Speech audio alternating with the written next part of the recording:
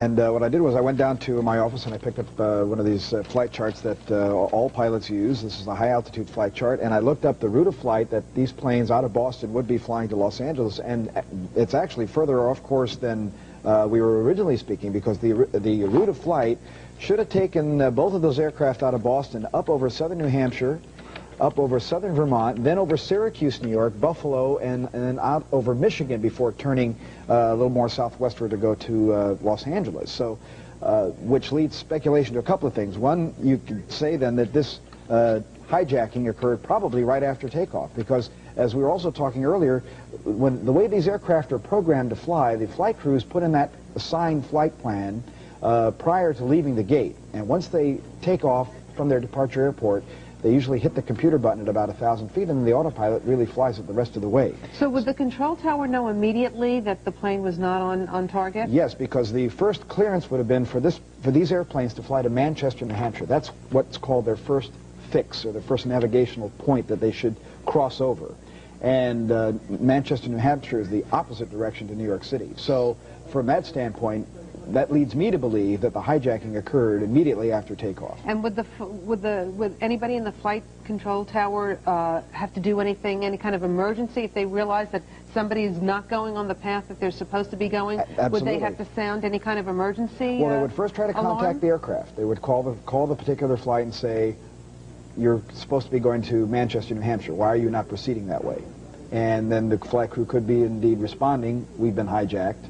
Or, you know, maybe they weren't unable to respond. How fast would they be going at that point? Well, they'd be in their climb speed, so they'd probably be doing about 250 miles an hour, 250 to 300 miles an hour. Okay, so but we're talking about minutes here that they're actually being aware of. There's a difference in the flight path. Oh, right? yes, I mean, absolutely. It's not like they had a half an hour to figure out that a plane was off. Oh, they probably figured it out pretty quickly. Now, the question we're going to have to find out here, or the answer to this question would be, what did air traffic control know? I mean, did the flight crew say, we are being hijacked? And where are they being hijacked to? New York? Did the hijackers actually say, take us to Kennedy Airport in New York, or take us to Newark? To get them in the general New York City area. But this, again, leads me to believe that immediately after takeoff, something happened. And how much, and again, to be able to fly from Boston to New York, remember, that's about a 35-minute flight. Yes. Okay, and these planes don't just navigate there by themselves. I mean, I'm sure the FBI has already listened to that flight recording over and over and over again, and I'm sure they're interviewing all the controllers and other pilots that were in the air at that same time. More details will be coming out certainly in the next day or so. Nick, thank you very much. Dick Oliver was the first to report about this horrendous tragedy this morning, and we'd like to share with you right now the videotape of what it was like for Dick reporting this morning. Hey, can I get you autographed also?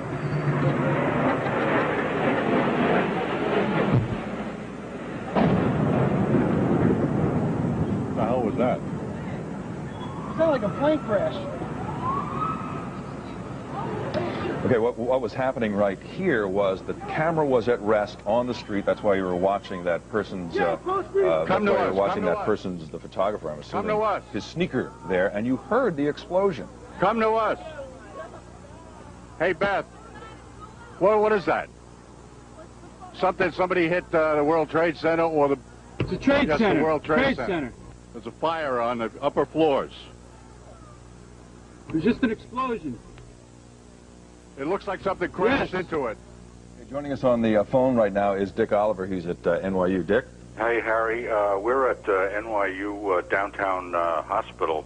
I just spoke to Dr. Bruce Logan, who's chief of medicine here at the hospital, and he just visited the disaster scene. He calls it a tragedy of huge proportions, an unbelievable tragedy. But anyway, I wanted to find out why they were not bringing any ambulances with injured and dead out of that scene. He responded by saying, there is so much fire and smoke, rescuers can't get in. It's too dangerous. He expects there will be a point, we're in a lull now, there will be a point when they will be bringing out hopefully injured, but fearfully an awful lot of bodies out of that scene. Dr. Logan says if there are people still alive, we'll treat them. He was here for the World Trade Center bombing of 1993, and he said there's no comparison. The magnitude is incredible. On this one, the building was still standing in 93. We have nothing left now. So we are standing by here at NYU Downtown Hospital, which is the only emergency room in the area. They are treating police officers and firefighters, as well as people who were hit by debris and those who are suffering from the effects of ash and soot from the debris. Harry? Well, certainly, Dick, what the doctor told you is substantiated by some of the reports that we are getting. World Trade Center 7 being on fire and also still in danger of collapsing right now, so they can't get in to get the injured, and they can't get in to help them and treat them right now because of all the fire. All right, Harry, we'll continue to update you from the hospital here. All right, Dick Oliver, thank you very much.